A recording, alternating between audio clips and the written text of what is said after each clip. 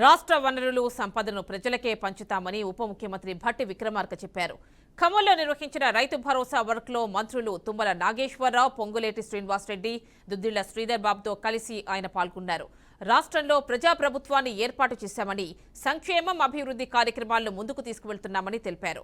రైతులు పెద్ద ఎత్తున ఆధారపడిన సాగు రంగాన్ని కాపాడుకుంటామని భట్టి వ్యాఖ్యానించారు. పంటలకు పెట్టుబడి సహాయం కోసం రైతు భరోసా అమలు చేయాలనే దృఢ సంకల్పంతో ఉన్నామని చెప్పుకొచ్చారు. అయితే ఇప్పటికే రైతు బంధు క్రింద రైతులకు నిధులు విడుదల చేశామని వెల్లడించారు. ఈ నెలలోనే పూర్తిస్థాయి బడ్జెట్ ప్రవేశపెడుతున్నట్లు భట్టి చెప్పారు.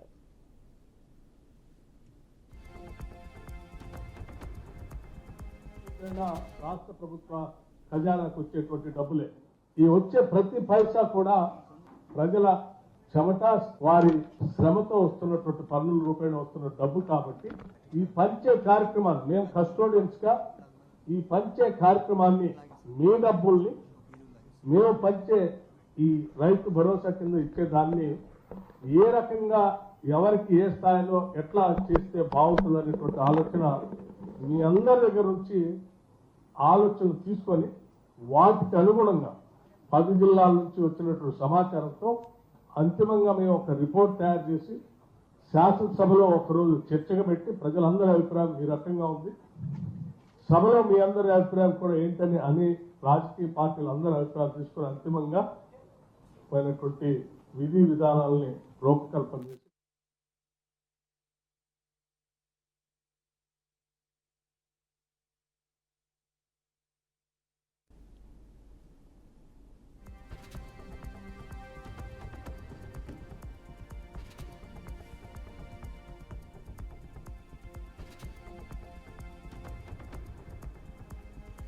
మరోవైపు తమది ప్రజాప్రభుత్వమని, వారి అభిప్రాయం మేరకే తాము ముందుకు సాగుతామని మంత్రి తుమ్మల పేర్కొన్నారు. రైతులకు సహాయం చేయాలనేది తమ ఉద్దేశమన్నారు.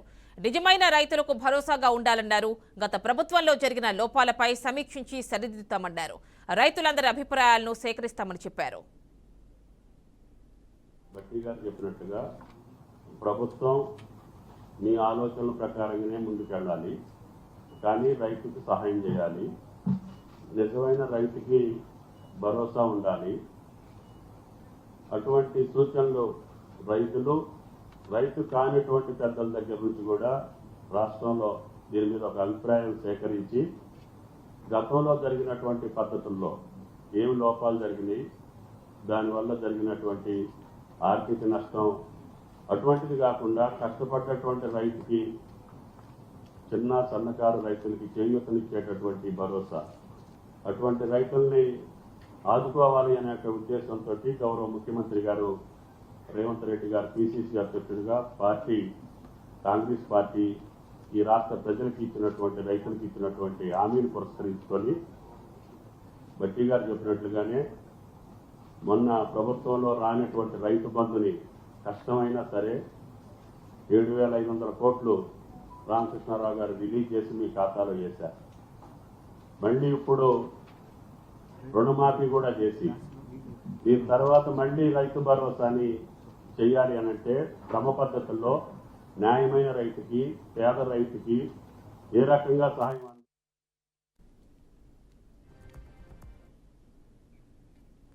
ఇక రైతు భరోసా ఎలా అందించాలి అనే దాని మీద ప్రజల అభిప్రాయాలు తెలుసుకుంటున్నామన్నారు మంత్రి పొంగులేటి శ్రీనివాసరెడ్డి. రైతులకు ఏది మేలు చేస్తే బాగుంటుంది అనేది తమ ప్రభుత్వం ఆలోచన చేస్తుందని తెలిపారు. రైతు భరోసా కోసం ప్రజాభిప్రాయాలను సేకరిస్తామని పొంగులేటి చెప్పారు.